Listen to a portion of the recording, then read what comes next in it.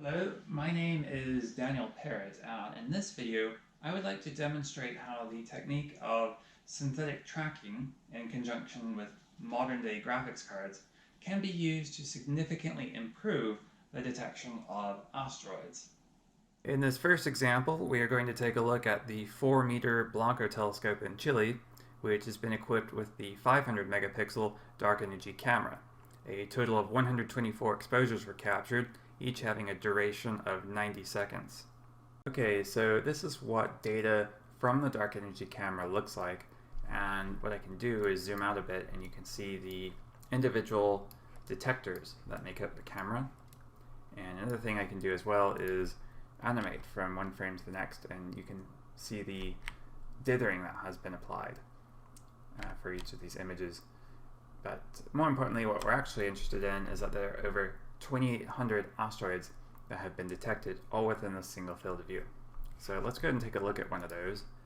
And as I zoom in, you might not believe it right now, but there is in fact an asteroid here in the center of these crosshairs.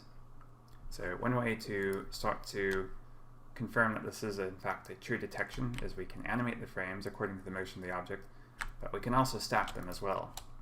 So as I stack more and more frames, and again I'm stacking them according to the motion of the object, it becomes more evident that this is in fact a true detection. And another way to look at this is I have another layer here, another view if you will, that shows it more clearly. So this is in fact a true detection, and if you were to have used the conventional technique whereby you had just 3 or 4 images that you blinked together, it would have been very difficult, if not outright impossible, to detect this object, simply owing to the fact that it is barely visible above the noise floor. So let's go ahead and take a look at a few more. And this one is interesting. We actually have 3 asteroids within this narrow field of view, this zoomed in field of view. And so again, what we can do is we can stack the frames together. And so we have one here, here, and in the center of the crosshairs right here. So it just so happens that they all share the same motion, and that is why they are surviving the stack. So I think that's interesting. And as you can see, this view mimics the view here. So again, we can look at a few more examples. So we have the asteroid that's detected in the crosshairs, but there's also another asteroid as well. And you can actually notice that they don't exactly have the same motion because the brighter asteroid here has a bit of a streak to it. So as I stack the frames, you can see the brighter asteroid right here. As I stack more and more frames together, then you start to see the other asteroid streak. Meanwhile, the asteroid in the crosshairs becomes more evident. So again, let's look at a couple more examples.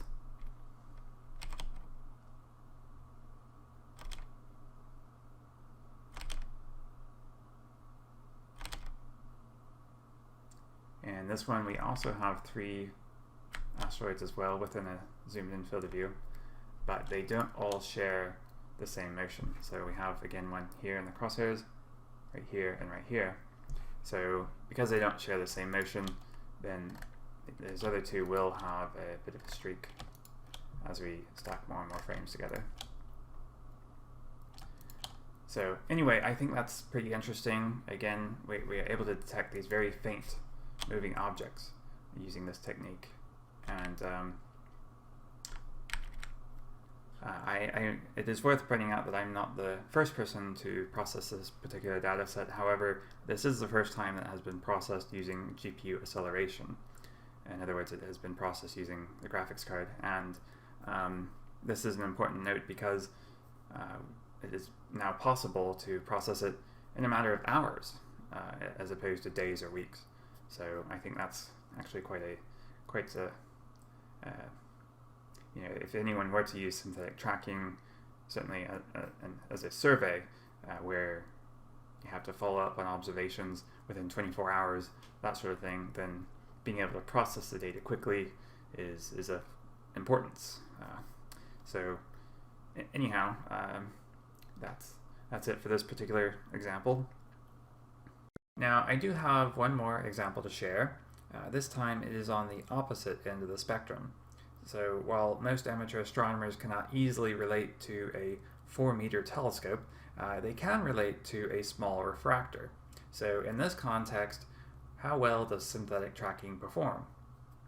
Now, before we take a look at the results achieved under the synthetic tracking approach, I thought it might be best to determine what kind of results we could expect to see under the conventional technique. So what I have done here is I have loaded 4 images, and in return a total of 54 objects have been identified. Now, I've looked through these objects, and one of them is in fact a false detection.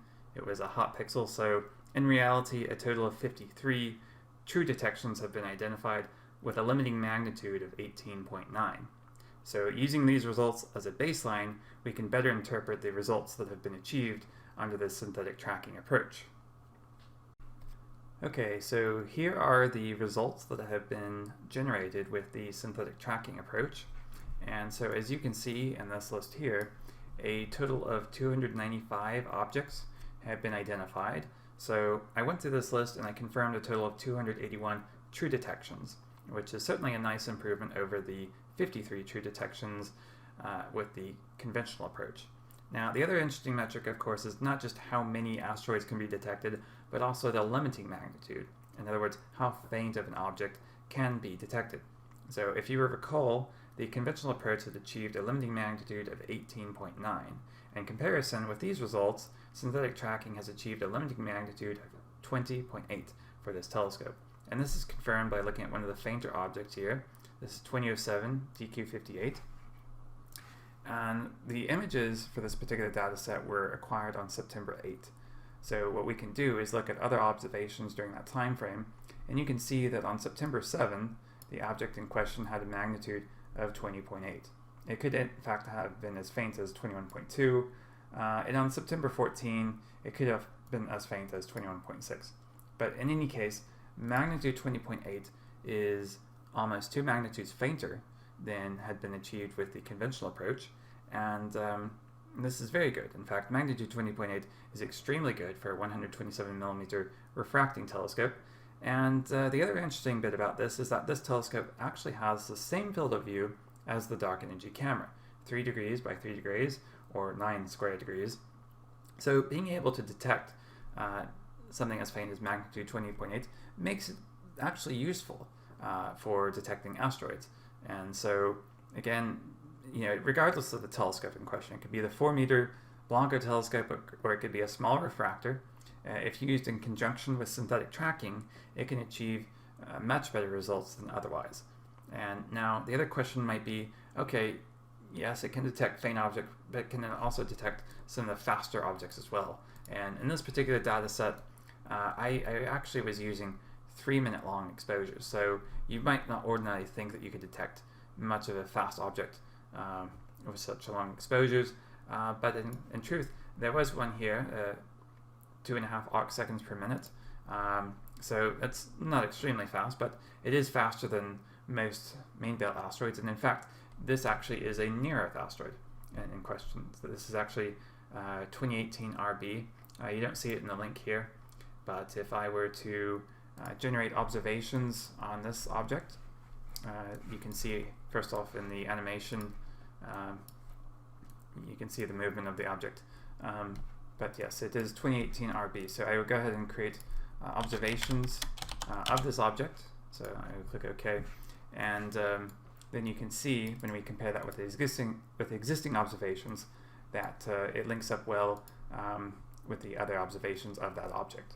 So in particular, if we go to September 8th, you can see, certainly a refractor telescope will have some optical distortion, so it may not produce the best possible residuals, but nevertheless, these are within acceptable tolerance, and you can see that indeed this is the object in question, 2018 RB. So not only are we able to detect faint objects with this telescope, but also some of the faster moving ones as well. And so again, I think these results are useful.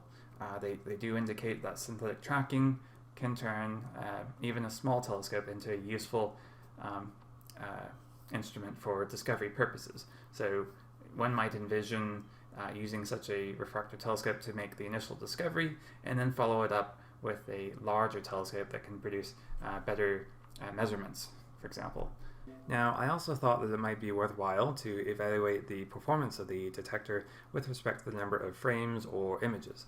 So in this example, if we only had 12 of those 3-minute exposures available at our disposal, then we would have observed 67 true detections in a row prior to encountering the first false detection. On the other hand, that particular data set that I presented is comprised of 50 3-minute exposures, so instead we observe 187 true detections in a row prior to encountering the first false detection. In other words, what this graph indicates is that with more and more exposures, more and more frames, the effectiveness of the detector improves. And that is to be expected, but it is always nice to have numbers to show this relationship more clearly. Now, another point that I wanted to mention is that synthetic tracking is also very good at detecting objects even in crowded star fields. In other words, it is largely immune to the effect of star interference. So even if a moving object were to pass in front of a star, it is still very likely that it would be detected by the tracker. So to illustrate this point more clearly, I have injected 100 synthetic targets into this relatively crowded field of view, all having the same amplitude and motion. So what we can do is zoom in a bit, and as we animate the frames, you might begin to see these objects. Again, they are all very faint objects, and for the most part they all pass in front of several stars, and nevertheless the tracker does a very good job at detecting them. Now what we can also do is to observe these objects more clearly. We can go ahead and stack the frames, and you can start to see this 10 by 10 grid of objects.